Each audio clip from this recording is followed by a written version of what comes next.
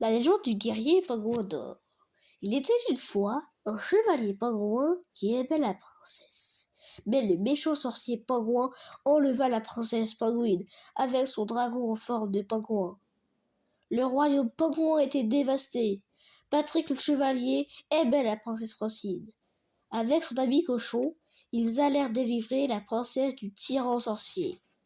Ils passèrent par une forêt enchantée. C'est là que Coco trouva une épée plantée dans une pierre.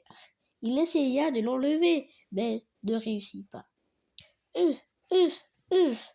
Patrick essaya à son tour et réussit. C'est là qu'il découvrit qu'elle était magique.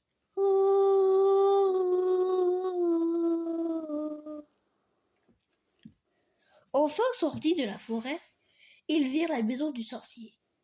Ils entrèrent, mais il était là. Il appela son dragon qui n'allait faire qu'une bouchée d'œuf. C'est à ce moment-là que Patrick dégaina son épée magique. Le dragon cracha de la glace qui paralysait ceux qu'elle touchait.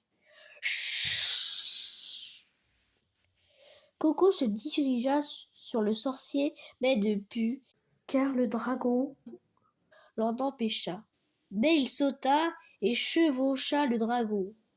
Il vit ainsi et appuya dessus. Le dragon se transforma en princesse. Patrick attaqua le sorcier. C'était un combat prodigieux. Avec son épée, Patrick était tout puissant. C'était le guerrier pingouin d'or. Il avait une armure d'or car la légende disait que celui qui brandissait l'épée de légende deviendrait le guerrier pingouin d'or. Il courait plus vite que l'éclair. Son armure était plus dure que des montagnes.